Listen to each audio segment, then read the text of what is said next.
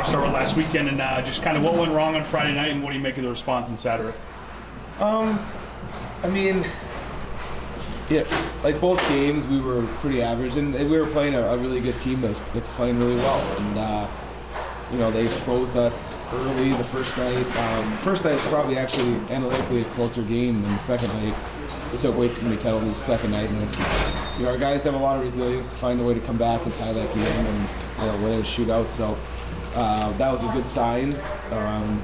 But we got to find our game again. We got to find our desperation and the identity of our team, and that's really just about being aggressive and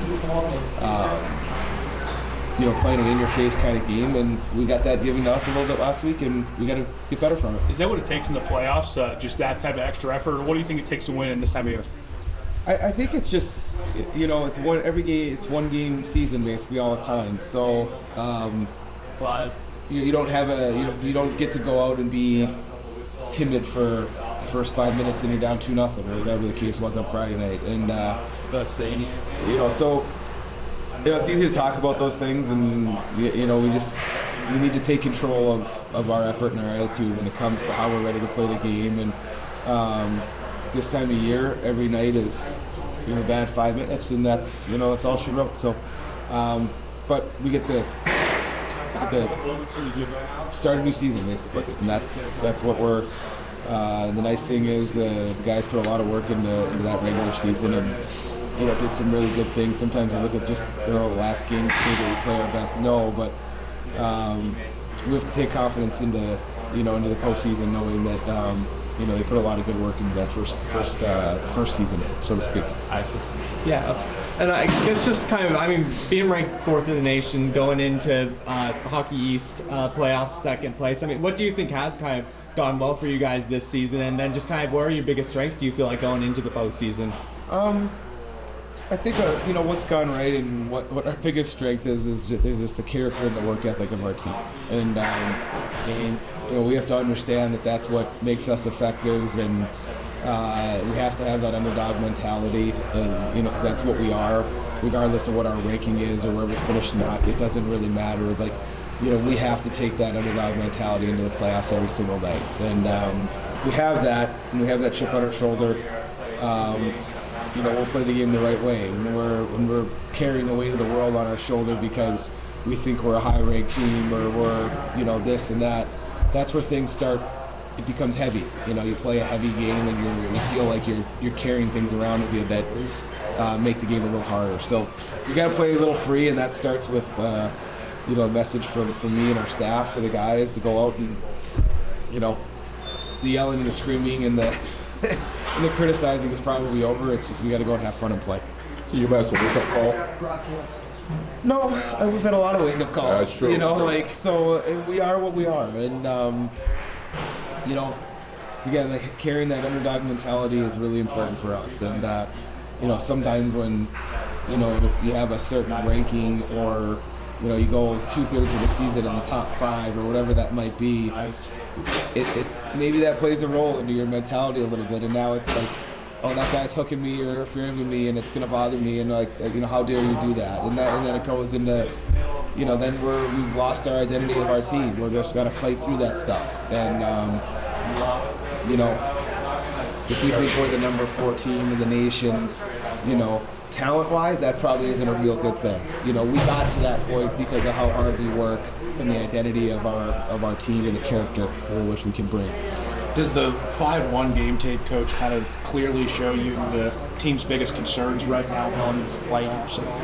No, we probably played better on Friday night than we did on Saturday night. So the score isn't always indicative, but we've won a lot of games where, we didn't play great, and we've lost some games where we played really well. So, the score is the score, and that was a bit of an anomaly. They scored 3 quick ones, kind of on 4 or 5 shots, and that doesn't usually happen, with us. So I thought we did some better things in that game than maybe we arguably did on Saturday night, and it's a 2-2 tie. So I think the weekend as a whole, and we've had other weekends like that on our wake-up call where we gotta go into games in the right mindset and thinking that we're the second place team or the fourth place or whatever. Like that's probably not the mindset we need to have going into games. What's the health of the team? Day by day. So, I mean, I don't think we have like a lot of super long-term stuff right now. It's just it's been like that basically the second half of the season for us. Is we get to Friday and see who can play. So, unfortunately, we probably have a little more of that right now. What's it like going into this week, not knowing your opponent until Wednesday night? A little different, a little different. We gave him another day off yesterday, so we got back Sunday afternoon. So, hopefully that rest is good for him, and we'll know tomorrow night. And regardless, you're familiar with who you played. I mean, Merrimack would be the one team that we haven't played recently, in the second half. So everybody else we have played. So it's not going to be a game plan that's going to be changed super much one way or the other, I guess. Yeah, I guess just going into Saturday, are there any things on the defensive or offensive end that you feel like you guys need to focus on?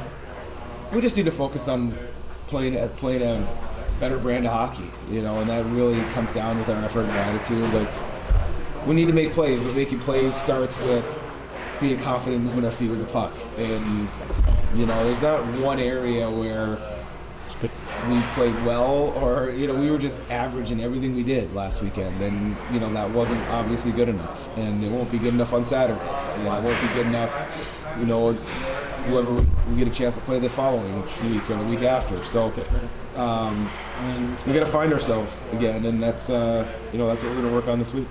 I got a more general question for you. Obviously, I ran into you on Sunday, right? You were handling a birthday party. Is that kind of grounding? When you get a moment, you go straight from the bus to a birthday party, or straight from the bus hanging out with your kids, whatever it may be. Is that something that kind of keeps you level throughout the year? Yeah, I mean, how would you get at it? So my wife does everything. Like, she set that whole thing up, and I just happened to get back in time to go to it. And there was like 15 kids. I know a lot of the kids. Some of the kids I don't know, and some of the parents I don't know. The grounding part of it, in the fortune, like, there were some families that had gone to those games at UMass that were at that party, and I was blown away by that. They drove back through the night or whatever, and like, I'm on fumes, and they're doing that for that because they love it, and we're so fortunate, and we're so it's such a special place to be able to coach and play for our guys. Like, so yeah, it's grounding being around all those kids, but it's also grounding, like, everybody is part of this thing in the community. I met a lot of parents that I never met before that it was really cool just talking to them, because they were at Amherst, and they're good to, their season ticket holders here, and so that's grounding in itself too. Coach, I bet a lot of fans, just based off last year, hopefully you guys can get back to TD Garden and maybe even go deeper. That just at this juncture of the year, I mean, how do you compare how the team's set up right now to what you had last year going at it?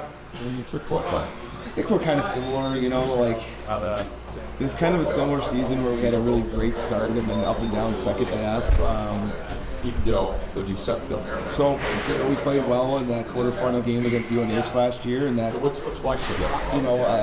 actually played pretty well at the Garden and lost to BU. So I mean, you gotta hopefully you learn from those experiences, and we have a lot of guys that were here on that team that went through this experience last year, and hopefully you can take it with you and learn from it.